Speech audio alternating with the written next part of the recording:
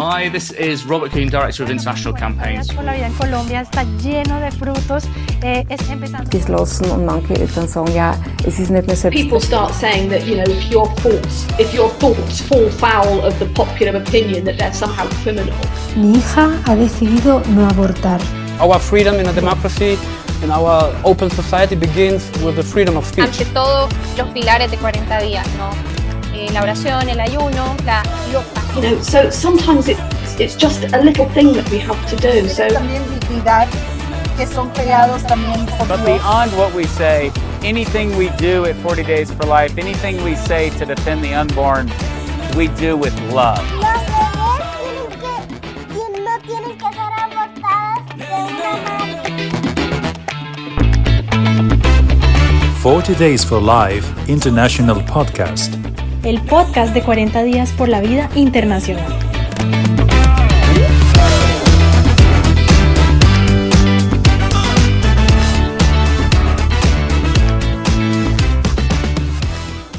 Hello and welcome to the 40 Days for Life International Podcast. This is Robert and I'm really blessed today to be with Sister Maria Fidelis, who is an Argentinian missionary nun, our leader in Taiwan, of all places. I was really blessed to visit her just a couple of weeks ago, and they have incredible pro-life work happening in Taiwan. Sister, it is wonderful to have you with us today on the 40 Days for Life International Podcast. How are you doing? Thank you for the invitation. My pleasure to be here. Very good. Just in Taiwan. And I was blown away with how exciting it was to be in Taiwan. And, your ministry and mission as a missionary nun in Taiwan is absolutely incredible. You've started 40 Days for Life in Taiwan and with a textbook campaign with 50 prayer groups all over the country, and also the March for Life, which was absolutely incredible with 2,000 people there and in 6 cities as well. And for those that don't know, Taiwan is only 4% Christian, and there's 23 million people there. So it's not a Christian country. What you have done, sister, has been actually beyond sort of miraculous. It's been beautiful. And also there's a sensitivity of the culture there, because being a in-your-face activist will probably come back in your face. And there's a sensitivity with Asian culture that you really understand and will be able to share with us on this podcast as well. Not only that things are in Mandarin as well. Of course, half the world's abortions happen in China. So Taiwan can be a gateway into Mandarin-speaking world. And 2/3 of the world's abortions happen in Asia, where 2/3 of the world's population is. So, sister, you've got an incredible mission and an amazing missionary vocation. Tell us about your religious vocation and your background as well. You're from Argentina, and how did you get involved to sort of be a nun in the first place? And tell us about your family, your background, Argentina, and how you found your religious vocation. Oh, great. I'm from Argentina, from Mendoza. For a little town called San Rafael. It's a very countryside, beautiful place, a very quiet place. So we have a big piece of land. My father is a farmer. And I discovered my vocation because the institute that I belong, Servant of the Lord and the Virgin of Matara, is very close to my house.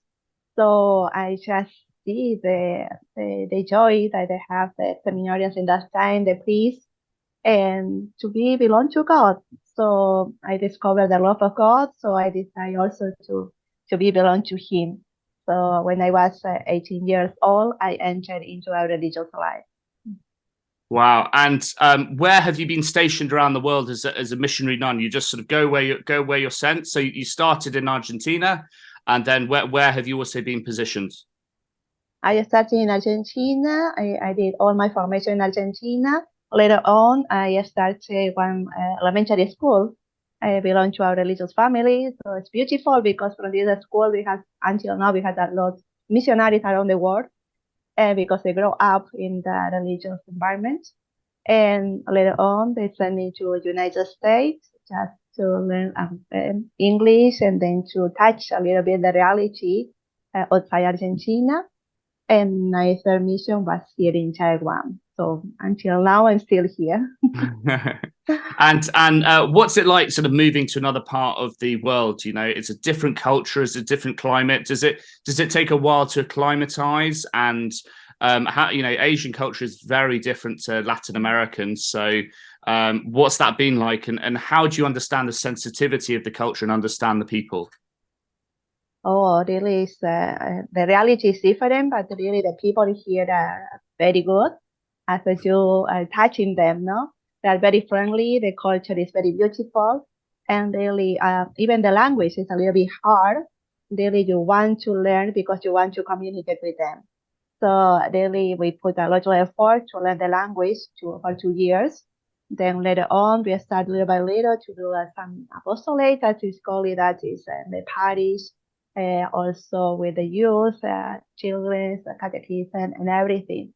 So little by little, we got a lot of friends, and really we touch a lot of people, and not just Christians. A lot of our friends are not Christians, but they have a really very beautiful heart, and there is a very beautiful culture. We can learn a lot from them because they had a natural virtues. So really, we spend time, but really, we this time really now we can get a lot because really it's a great experience for us, and we also now we can share with them what is the gospel of life. Absolutely. And I mean, learning the language, I mean, you've got to have the patience of a saint to be able to like learn the language. Because I mean, how many letters and sort of figures or whatever they are, how many are there? There must be like thousands out there. So yes, there are thousands, but they say that okay, 50,000 of the Chinese characters, but now you have to learn at least 7,000 because really they want the commonly for writing and also to speak. But for us, as we want to do a little bit more, really we have to continue learning every day. So for us, the study Chinese never ending. So this is for all the missionaries here is a little cross. Oh, wow. So we have to carry until the end. Well, I think of Francis Xavier and some of the Jesuit missionaries going to the Far East, you know, hundreds of years ago. And, you know, I literally jumped on an aeroplane and met you, had all the convenience and a translator and everything. So that's true. That's true. We can't complain.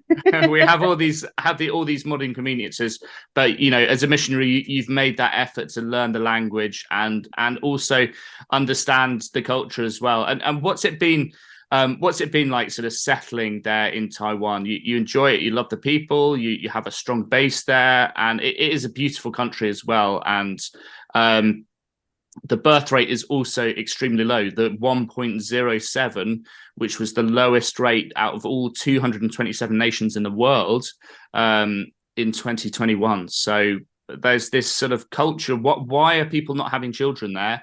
And what's going on? Why are they not having children? Is it because of culture? Is it because they're afraid, or what's going on? Really, it's a mystery because of the Chinese culture. Now they love family, and they love a large family. And you know, one of the virtues for them is to respect the parents. So this is the filial piety. So really, it's very strange for them don't have children, and also don't expect to have a large family. So really, it's something, it's experience for the culture. So this is something we received from, I think, 20 years ago, more closest 20 years ago.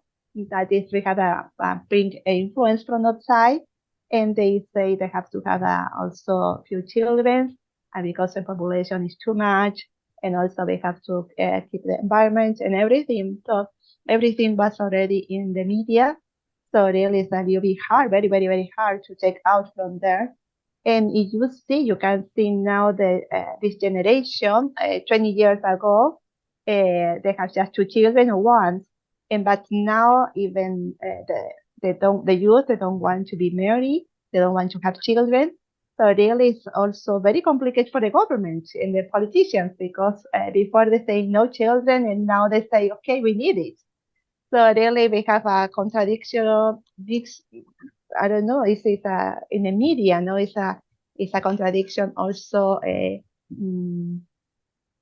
try to promote to keep the population that we have, But later on, they say, okay, we have to have more and less. So really, it's fighting into the culture. And this is why we try to wake up the conscience of the people. They say 20 years ago, we don't have this situation. So what happened now? So really, we need it. And also, we have a close country that is Japan. And everybody knows here what is going on in Japan. And we say we don't want to be, we have to finish in the same way. So it's a real challenge because demographically there's going to be a collapse, and at some point people are not going to be able to pay pensions. If there's no immigration, then it's going to be a real crisis for the country. And it's not just Taiwan; it's also South Korea, it's also Japan. Some of the lowest birth rates in the world. So being pro-life in Taiwan, it's also to encourage the beauty of children and and tell us what's it been like organizing a 40 Days for Life campaign in Taiwan. Because many people be interested, from Western countries to hear what that's like and how you are sensitive to the culture there. Oh, really? That's the first time was really amazing because the people, they don't know what is going on. So really, we showed a lot of the web page and also the videos and everything. And just a few people was very interesting about that, and most of them foreigners, because we have a lot of missionaries now, a lot of priests and sisters from outside. So really, they know what is 40 Days for Life. So really, and thanks to the bishops here, really, they are very good bishops. They say, okay, we have to try to do it. So this is the way that we start to contact parish priests, also organizations as the Legion of Mary, some Catholic schools, and say, okay, can you be in charge for one day, for 12 hours, just praying for life, for the unborn? They say, okay, we can try, but we don't know how to do it and how to do it. So this is why we start to create voice page, and also to put send to them all the material to translate everything into Chinese, because really they need to read in their own language. And most of the prayer was inside, because really the people are a little bit afraid to be outside to share what is the protection of life, especially for the unborn. So we say, okay, so for the first year, we just ask the people to pray for and to be spend a little time outside. So in this year, we just push a little bit more and say, okay, can you be outside more hours? So can you be in places that the people can watch you, can see you? So people start to choose parks and also outside the church. And also some of them go to the train station, that is a very crowded area. And really they become more enthusiastic to be outside and to start to sing and bring more people. So I think this is the second year, and really the people love it, and the people say, okay, next year we want also to do it. So our goal is really to be in front of the abortion clinics. But I think we need a little time. We need to formate our people. We need to give to them more instruments, to fight for their own. So I think we can go to this goal, but we need time. Yeah. And you had over 1,000 people participating as well, like really incredible. Yeah, really wow. And also, I mean, the March for Life was just absolutely beautiful. What happening in 6 cities across the country of Taiwan, and 2,000 people were at the march that we were at, including the bishop and the mayor, which was an incredible turnout. Given it's 4% Christian there, so there's not a huge world. Not the pro-life movement is not a huge world in Taiwan. That's an incredible achievement. So how did you start the March for Life? And you just started one year with a few people, and it just sort of grew from there. Which year are you in now? And I mean, it's a completely amazing experience. I absolutely loved it. So we started with the same. That's and the first time we brought some people to Japan to the March for Life there. So we back to Taiwan and present the project to our bishop. And the bishop say, okay, let's try. But here, in Taiwan, the culture is more peaceful, and the people are a little bit afraid to be outside. And maybe you have to be ready for some people who don't like that we are doing that. So bishops say, okay, try to be prudent and let's see how it's working for the first time just in a small place. So we choose a very crowded area that is close to Taipei, but it's not so big. And the people love it. So this is one in 2019. So we just, in that time, we have more than 500 people who joined the March for Life. So the bishop saw it and we put in the newspaper and everywhere. So the people say, okay, next year we can do it again. So next year was already the pandemic, so we have to stop it. From the third year, so we have also a March for Life for full Taiwan.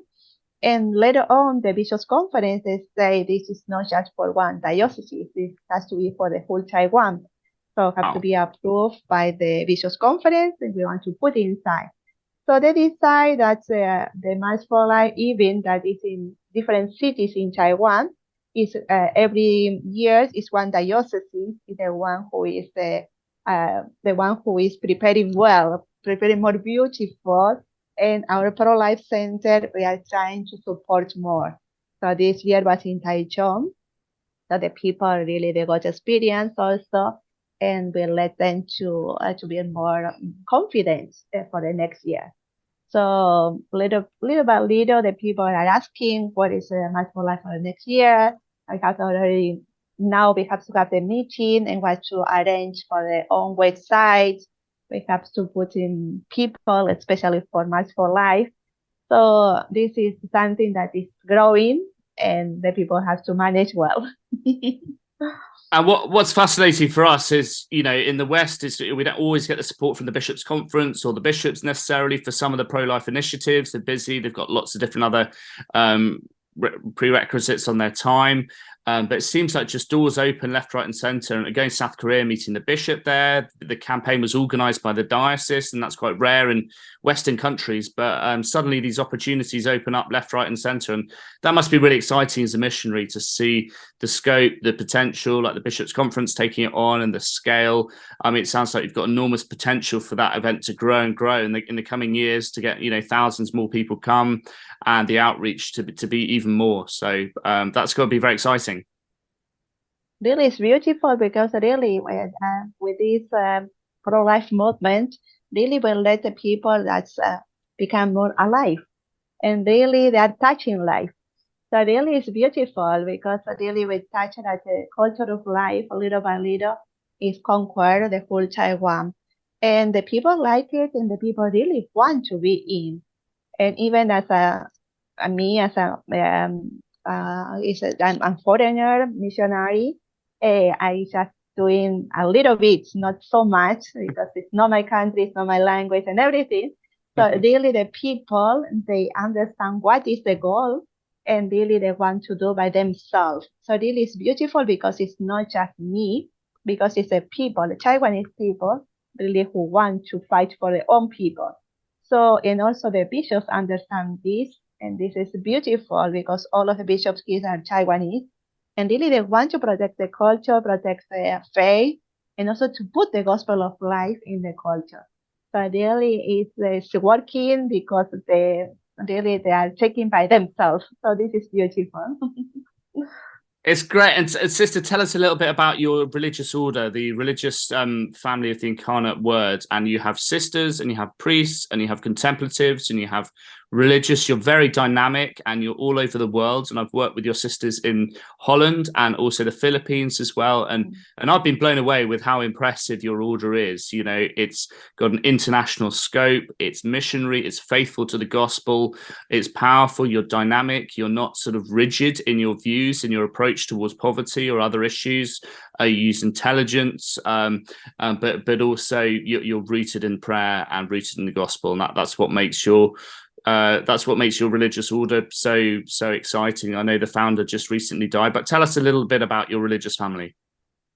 Our religious family is Incarnate Word. So we have priests, sisters. We have also contemplatives and apostolic sisters, and also priests. And we are now in many countries around the world, thanks be to God. Our religious sisters, we are in 64 countries. And so we have vocations from everywhere. Thanks be to God also, because we can also serve their own people. And our charism is the inculturation of the gospel. So this the pro-life works is just very, it's just touching our hearts, because you have to put the gospel of life in the culture and everywhere. So now we have sisters here in Asia. Our formation houses are in Philippines. So we have sisters from all Asia, some of the countries in Asia, Malaysia, Sri Lanka, India, Philippines, Taiwan, also Colquhoun. So this is beautiful because we can provide to the Asian people by their own sisters. As you know that the language is not easy, so really when you have the vocation, local vocations, they can serve the people better than us, that we have to learn the language and everything. So really we focus the formation as in the beginning of religious life. So we have 3 years, 4 years of formations. For the priests, they have 7 years. So we have also, we want to touch the reality in Rome, Italy. So the 3rd years of our sisters is doing in Italy. So we have an international formation house. So this is beautiful also because all the sisters around the world, they can meet together. You can touch reality all around the mission around the world. And also we want focus to study the language when we reach some mission.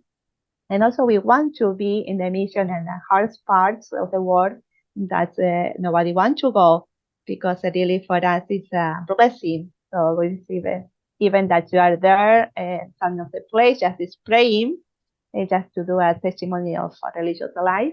It's a blessing for our institute and a blessing for the church. So also we thanks to John Paul II, who gave us missions in Tajikistan. Also, we thank all the popes who bless our institute, our religious family, and all the bishops who bless us receiving in their own land. Wow. And I was blown away with visiting your sisters in the Philippines because they were amazing, and they had a mercy house, beautiful school there for 120 people. They were helping, in the poorer areas of Manila, a beautiful pro-life office there. It was absolutely incredible. And just really, Jesus shined through all of their lives. They're so faithful to the gospel. But also with pro-life work, you're reaching out to the poorest of the poor. And you mentioned that charism to go and do the work that nobody else wants to do. And often we can feel that we're doing pro-life work. The unborn children are the poorest of the poor if they're being aborted, and we need to reach out with love, with mercy, with hope. And that's exactly what you're doing in Taiwan as well. So for a big contrast between Taiwan and the Philippines. Philippines is a much poorer country, and also, but it's also a Christian country too. So despite that, catechesis is not overwhelmingly all over the country. So it is a Christian country, but there's also a lot of knowledge gaps too. So there's still huge scope for evangelization as well. So tell us about the St. Gianna Molla. So you've got a pro-life office in Taiwan, and that's quite new. And in America, there are 3,000 crisis pregnancy centers. But what's some of the work that you've done with the Gianna Molla office in Taiwan? Yes, we started this office 15 years ago, thanks to the bishop also, because we saw that the abortion here in Taiwan, the rate is until now it's very high, and no answers. So really the bishops also want to do something. We say, okay, we offer our service to the diocese to start to promote the gospel of life. So through a lot of courses, we start to go to the school, went to the schools, elementary schools, and also high schools. And little by little, we start to let more people to involve in the pro-life movement. So this office is belong to the Cincho Diocese. One of the sisters is the one who is the head of the office. And we have secretaries, and also we have a lot of volunteers, also some volunteers moms that is helping us with some economical resource. So we can help also another missions. So we help a little bit the mission in Philippines and also our sisters in another poorest countries who are working in pro-life field. And now we start with the March for Life. We can also for the 40 Days for Life. We have some online courses, also teach in the schools until now. Now we are working with an approx technology, so we are trying to translate all the books, English book, into Chinese. So later on, we can work also with the Catholic hospital.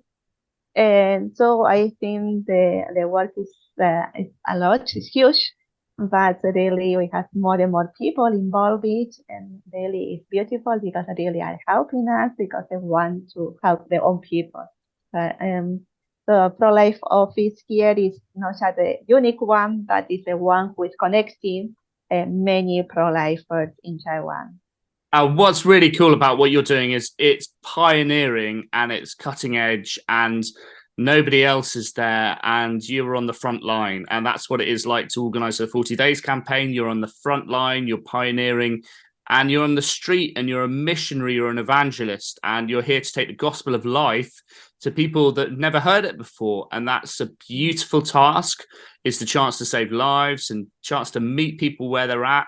And some people might curse you and other people might bless you, but you meet everyone. And that's what makes, that's why I love this work, because you're going out of your comfort zone and you're reaching people who might never have heard this message. And the people that most need to hear the message are the ones who are most likely to disagree with you and have a challenge in that regard. So, and you've traveled all over Asia as well. You've traveled to Japan, you've traveled to the Philippines. We had people from all over Asia at the conference you organized from Japan, from other countries, and very, very encouraging. Tell us about your perspective of different Asian cultures and countries. So there's Japan and the Philippines. What do you make of these countries, and with regards to their receptivity to a pro-life message? We'd love to have a 40 Days for Life campaign in Japan.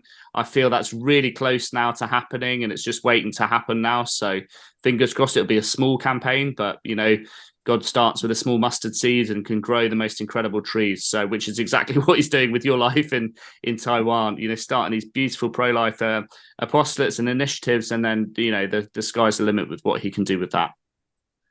I think it's to be here in Asia is a blessing for me. It's a blessing for our institute. And really, it's also we can touch the reality that it's just in Asia that is few Christians. We are very few, but really our collaboration into the Asian mission is very important, and the people really appreciate it. So even you are here, that's our religious presence is not so huge. Really, the government and the politicians and everybody, they know that Catholic Church are doing very well for many years. And also it happened in Japan, also Philippines, and I think it's the same in Korea and also Malaysia.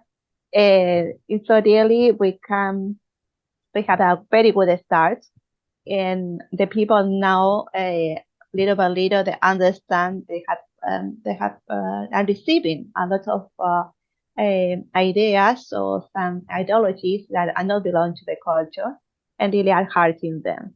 So really the pro-life movement is a peaceful way to protect the culture and to let the people to wake up.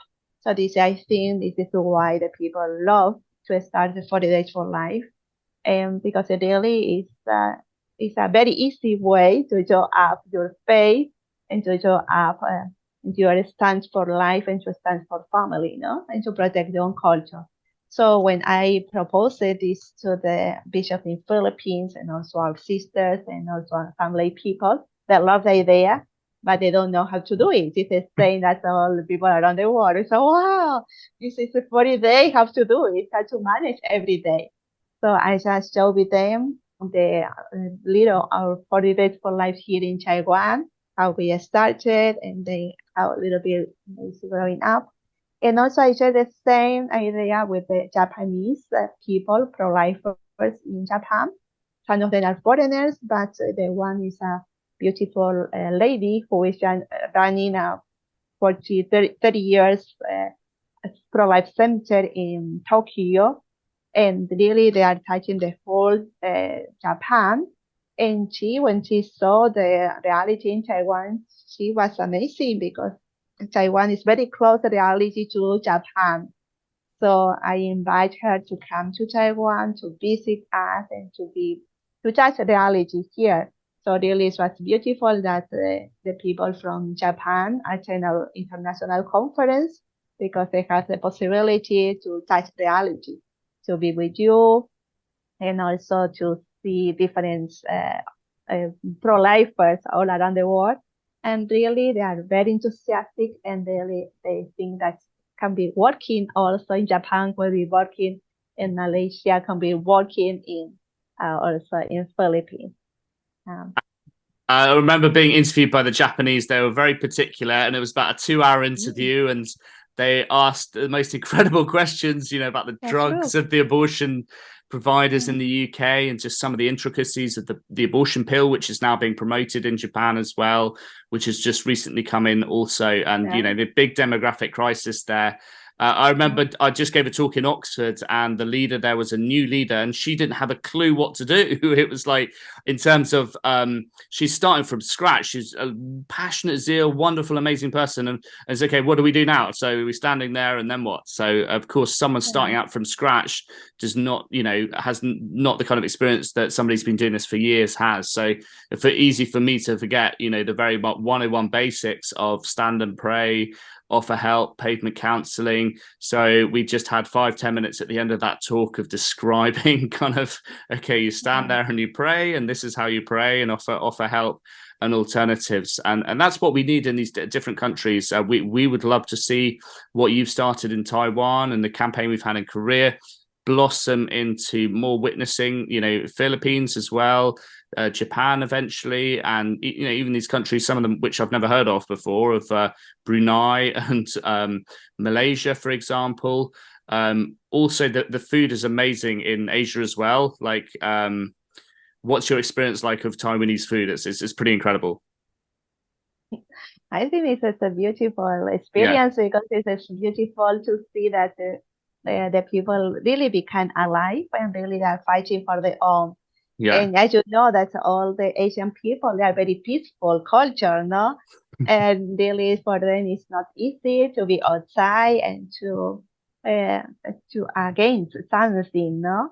So they are more quiet, and it's a beautiful culture. But now they are really they are standing by their own. So really, it's their own way. It's not like our style, Western style, no, or Latin American style. But it have a different style, but really the same goal. That's right. And tell us some of the spiritual blessings you've seen from organising a 40 Days for Life campaign. What has been some of the most beautiful things that have happened for you? Is it just kind of getting Christians to witness and evangelize for like the first time, and getting them to take baby steps? Has that been the best thing, or what have been some of the other spiritual blessings? I think it was a really very beautiful experience to see the people here, the Taiwanese people, to start to change mind. Because I think for here in the culture, no, the abortion is something that is something happen, and we can't solve. It's something that is just in front of your eyes, and you can't do anything. So the people start to think, no, it's something wrong, and we have to do something. And the people that is really is awakening the conscience. And when really you touch the conscience of the people, really you have to stand for something, no? Just close eyes, or really you have to fight for. And really it's beautiful because the people start to fight for. And also to let more people to involve in, and to encourage the people to enjoy it. So I think it's a long, very long battle, because just started. And now the time is just to awaken the conscience, and to let the people to be strong to fight for. So really just started, and really it's a blessing that the people start to wake up. So I didn't think before. I didn't think that would be so fast because for me maybe we need more time, more years, and really just in 2 years, and really, we got a lot of people, and really the bishops they want to be in the battle. So really, even for me, it was a miracle. And until now, for me, this movement really is a miracle, and we are hoping it has more and more improved, and also it's guided by the Holy Spirit, because we are in Asia, we are very far away for a lot of things. So really, we need more prayer and more touch the Holy Spirit, how they guide the pro-life mission here, and especially 40 Days for Life. And it's a very beautiful testimony that every campaign we also ask the contemplative sisters or different monasteries around Taiwan to pray, to help us to pray for 40 days. Because we are not so much people, just few of us. So really we need more people to pray. And all the sisters, the monasteries, they brought a very beautiful letter to me and say we are praying for the campaign, and assured us that they really are praying, and also are asking when the next campaign will start. We have to send the material to them that to be sure that they are in. So there is a spiritual battle, and really it's a beautiful battle, and really I think we are getting more and more souls in, and really we are protecting life, and we don't know how many babies we save in each campaign because people really they don't want to say, some of them don't want to say, but really for sure they are really protecting many unborn. That's beautiful and amazing. And what do you think would help 40 Days for Life blossom in Asia? How do we make our campaign culturally relevant, and how do we make it applicable to Asia? Is there anything that we're missing out on, some subtle nuances of the culture?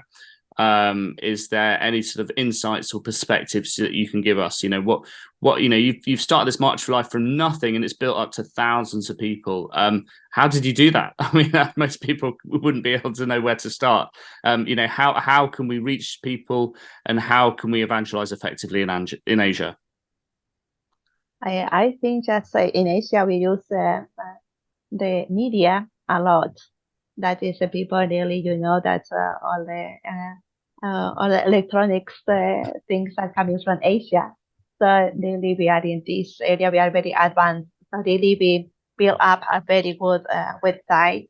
So we are using all the media that is Colquhoun, that FB, also Instagram, everything that let the people to know what we are doing. So really we spend a lot of time in propaganda, in the media, and also to do a very good videos and very good also the pamphlet and everything. That really has helping a lot. And another thing that is the personal touching, that is the calling all the parish priests, calling all the movement and calling the leaders, and also trying to reach the people in personal way, Some of them they are supporting economically, some of them they are supporting with some works, some of them are with the time and everything. So now we are trying to divide in different groups, to be more in contact with them, also to pray with them and everything. And there is huge movement that really we need.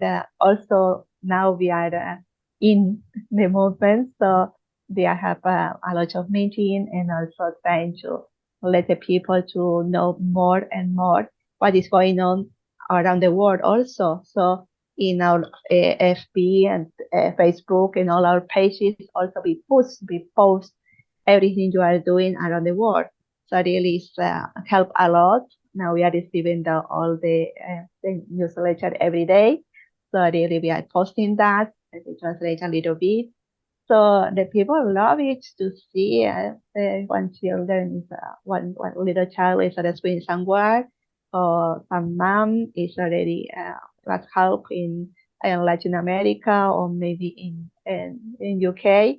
So really it's beautiful. So we share with them. So it's something that is not, let them to know that it's not just them. is not just Taiwan, it's all around the world. And also that we are doing here is helping people around the world. And so it is something is beautiful and really they love it.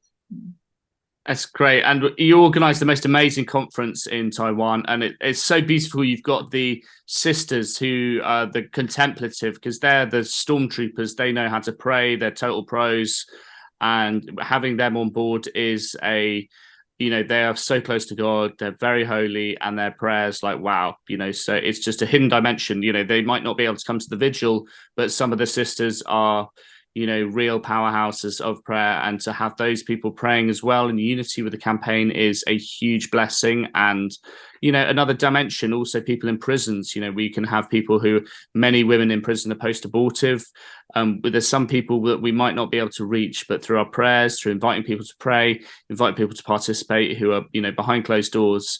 The elderly sometimes can't come to vigils, asking them to pray. You never know how God can use their prayers as well. So some people are housebound, they can't get to the vigil site, but we shouldn't forget them and remember they're another dimension to cumulatively building up prayers as well. So what message do you have for sort of 40 Days for Life leaders and kind of volunteers in different parts of the world? I think many people will be very interested in your story and perspective as well. What message would you've been to some of our leaders conferences in Germany, in Poland, in Florida, and what message do you have for our leaders? My little message is don't be afraid to be in this culture that is really a big battle for us. And I think it's not just for Taiwan, it's all around the world. And really we can touch the culture of death now surrounding us. And we are the unique light that the people want to watch. And daily when the people see us, they see hope. So daily we have to be in contact with God's grace, because daily we are in a very hard time, and the time is changing, and it's a lot of circumstances that we have to be just aware and just fight the good fight, as St. Paul says. And daily is now, I think 40 days just for this time. I think this God put this movement for this time in this culture, and it's for us. And I think it's something we have to continue working with the grace of God and follow the Holy Spirit and what God is want to show us. And it's just that for Asia, I think it's for all around the world. And really the people are watching us, and we are the salt of the earth now. We are the light, and really the people need us. And just pray and be with God, and God will do the rest.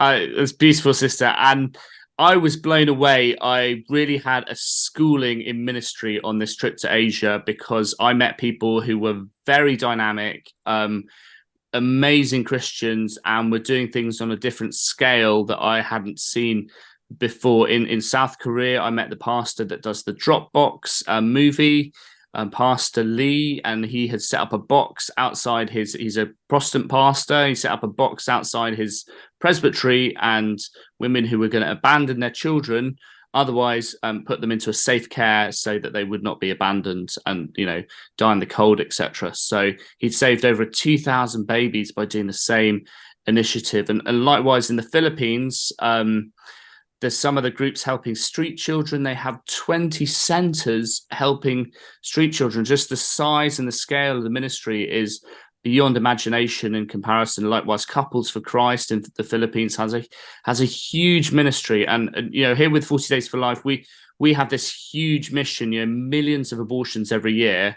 and we're like a drop in the ocean of what we can do. But that drop is significant in and of itself. And even if it's one person we reach or one baby that we save, God can cumulatively build that up over time. So you are doing God's work in, one of the most important places of the world as well. In South Korea, the neighbors were North Korea, China, Japan, surrounded by challenging countries. But as you mentioned, the witness is so important, and that's how God wants to use us. We can't change the whole of society all at once, but we can change a few people. And then if we do the same next year and help a few more people, and then he can keep building from that. And before you know it, you're doing the unthinkable. So what drew you to 40 Days for Life to begin with? What were you attracted by 40 Days? Was it the prayer? Was it the public witness? And what was it about the campaign that sort of got you going to begin with? So little by little, we want to grow up our campaign here. So the next years also we will try to let the people to be focused in one area. So now we are trying to put the people maybe in Taipei, just in one public area. So it's a challenge for them because there's more safety to be in their own. So now we are trying to moving them to be in a place for each group's different days, but it's just in one place. Also here, close to our pro-life center, also in the center of the life of the island. So little by little to let the people to be more concentrated one area. And also my goal is to have more leaders. So hopefully maybe next year in the conference in Italy, we want from more leaders, 3 or 4. Just really maybe they are interested to be more involved in 40 Days for Life. So later on, maybe can divide the campaign by areas in Taiwan and have more campaigns also. And more, I think it will be more fruitful also. So it's focus in prayer, focus in outside, in also one person shared with me that in the abortion clinics also we can reach the person that is inside, and then we can put some pamphlets also and ask them to keep in them in order if the ladies change minds, maybe they can also choose us. So it's different way that the people that want to touch the reality and really is more ideas coming on, and let's see how to work in and how to put in more effective campaign every year. I was blown away with how impressive your campaign has been with, 1,000 volunteers, with praying in the street in, a hostile country, which is not Christian. And, of course, mainland China is right next door to Taiwan. Half the world's abortions happen in one country. And that's why what you're doing is so unique. It's so fresh. You're in a part of the world which has a huge population, over 1 billion in India, over 1 billion in China. The numbers are staggering. And here in the West, our culture is tired, it's secular. In Taiwan, the gospel is new. It's only a few hundred years old that the church has been there. And it's a message that people are open and receptive to, probably beyond what we would think possible in Europe, where the culture is quite anti-Christian and very secular, and it's hard to recruit people.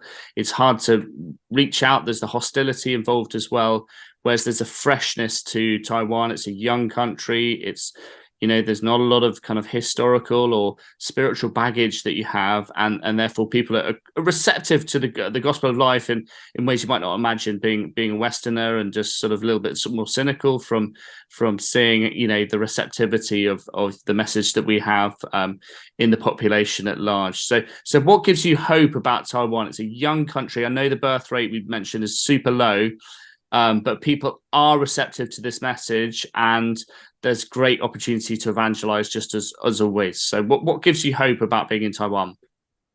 I think it's even that we are a young country, I just say before, that is true. We have a 5,000 years culture. So the people really, they put in, this culture is in their heart. So yes, it's, so they have a lot cultural background. So really, and they have a lot of virtues, and they have a lot already a long history as a country. But it's in a new place, and yes, a new place, and a very thin island, because it's a very small island here, but really very also powerful island that is show up to the world that really they can do it a lot. And I think also they learned a lot from the war. And so this is suffer people. Also, all of the workers, 50 years ago was a very poor country.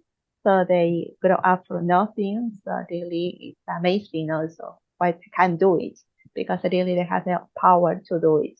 So really now I think that when they receive the truth, when they receive I think when they see the truth, really they fight for. So really now we are trying to show up what is the truth and what is the right path to follow up. And really something that is amazing now because we are working with many Protestant groups in Taiwan. And the Protestant groups really are coming to our office and say, okay, how we can help and how we can work together. So next year also we'll have Protestant churches also will join 40 Days for Life. With this past campaign, we had just one church. Maybe the next year we have 2 more churches. That's Protestant church. But it is something beautiful because really it's Christians as a Western so receiving the good news of the gospel and working together. So really I think it will be very good also for the people in Taiwan to see our united effort to save the culture. What was so cool about visiting Asia was the opportunity to evangelize, the receptivity of the message, the meeting bishops, going to media interviews, the amazing conference that you put on as well. We had people from Malaysia, from Japan, from all over Asia there as well. And there was a real interest and excitement. And I think that was cutting edge, and it was exciting and it was vibrant. And this is what you're doing. You're pioneering and contextualizing a message for an audience who are receptive and who are receptive and who are interested, and to make the pro-life message engaging, culturally relevant, saving a life. Have you reached many of the mums with the St. Gianna Molla Centre? Tell us about some of the stories, some of the blessings that the ones that you can share from the St. Gianna Molla Centre, just reaching out and helping others. What's been some of the most beautiful stories from there? Oh, so in Gianna Molla also we help a lot of moms. Yeah. Some of them they have some troubles in the matrimony, or maybe they have some trouble because some of them foreigners who arrive in Taiwan. And they have also, they don't understand the language and the culture and everything. So even we help them and to let them to be just comfortable in the culture, and also help them with their own children, and also helping with the schools and everything. And also people who call us and really asking for some help. Some moms who really they did abortion, and they don't find the peace in their life. Most of them are not Christians, so really it's a little hard, no? Because really when you don't have the faith, it's really very hard. But how to solve the problem? So also we refer them to different groups, no? Because also here post-abortion retreats. Also we have the Good Shepherd sisters who are also helping them. So we refer them to different association or groups. But really for the Chinese people, or the Taiwanese woman, it's not easy to speak out what's happening in their own life, especially about the abortion. So now this year we are also planning to publish one book of Abby Johnson, From Death to Life. That is just to encourage the people to start to talk about abortion and to be out of the abortion business. It's something new, and really we want to touch them. And also when they receive the books, for sure, people will start to talk about. I'm working in this pro-life center for 6 years, and just this year, some of the people tell me before there is an abortion, or maybe some of them they say, well, I was working in the abortion industry, but I think it's something that really need time. and we have to be more friendly to all of them and don't judge too much. And I think to learn how to be merciful hearts and how to receive these people also. And this is the little by little God will show us how we can help them. And you've mentioned post-abortion ministry as well, which is close to your heart, and that'd be like a new initiative to start too, which doesn't exist very much in Taiwan at the moment, or very small. That is a beautiful way to reach people's hearts and minds of people who've had an abortion, and then they find forgiveness, healing, hope, reconciliation, mercy, a new start, a fresh beginning. And then they can go and help people who've been in similar situations as well. So there's beautiful retreats to organize with post-abortion healing. And also it's something that can grow a long way. I mean, I don't know how many abortions there are in Taiwan. Several 100,000 is the unofficial guess of how many there are each year on a 23 million population. But post-abortion healing, that's something that you can really bring into, 40 days campaign with community outreach and getting that going. Is that something you'd like to see in Taiwan? Yes, also we are working in because really we have a high record of the abortion during the years, and really we have to help these women, no? So, but not just to point out what they do, but we have to help them to be here and to help them. So really, in this year, so we want to publish some books. Also, we are doing some conference also. And we are trying to reach these women, and also the people who are working in this area, no, in the abortion industry, that really they need help. And I think it's something that before nobody talk about, nobody said nothing. So it's something that is very fresh, very new. So really we want to focus more. So from this year on, we are doing more about this now. We are trying to help more people and to let them to know that we are here. And I was blown away spending time with the sister Compassionist in the Philippines. Just to scale. I mean, I've got 5 children here, but she was responsible for 100 nuns, and you had the Mercy Center, the school, also responsible for the whole region as well.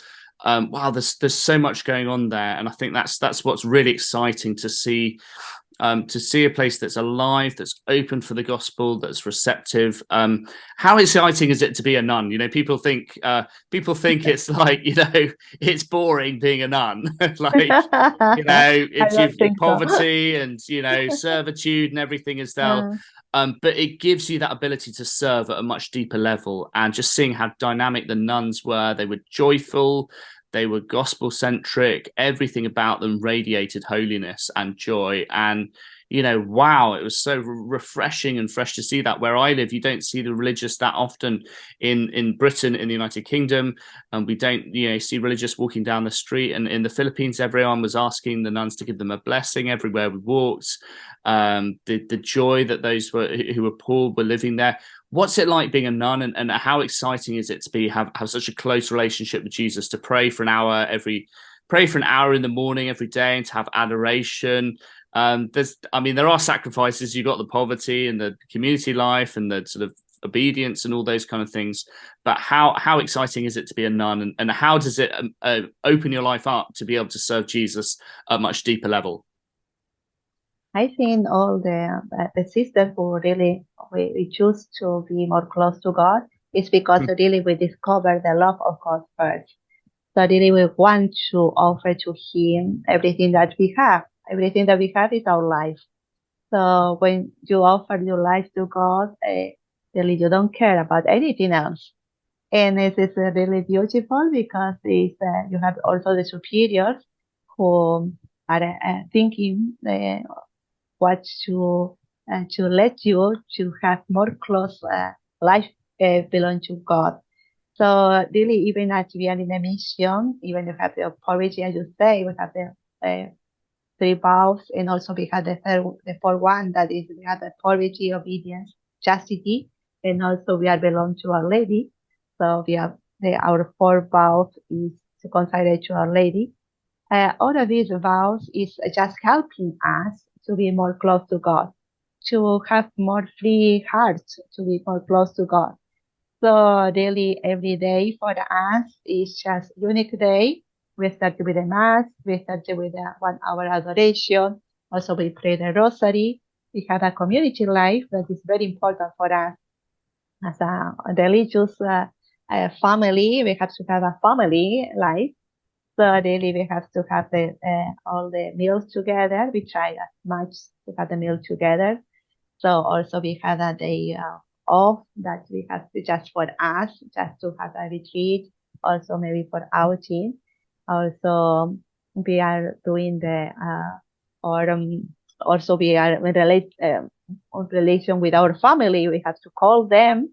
So once a week we call our parents and to see what is going on in house, and also to let them to know what we are going here and we are very well, and don't let them to be so worried that we are far away from home. And also it's everyday life is as a common life, but it's a unique one. So it's also the apostolate that you're doing, that you saw the sister with taking care of the children.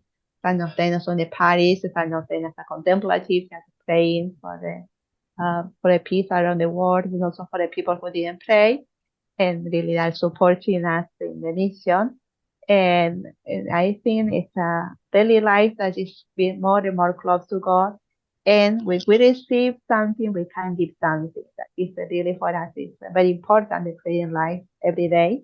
Also to be in front of the Blessed Sacrament every day, because we receive some graces, a lot of graces, so we can share with the people. So some of our ideas, some of our projects, some of our apostolate work is not just coming from our things or our plan. It's because God is guiding us. So really we have to be faithful to the grace of God and faithful to our religious order. And God will bless us for sure. So I think that it's very natural to be happy in a place that you are feeling well and really you are happy to be.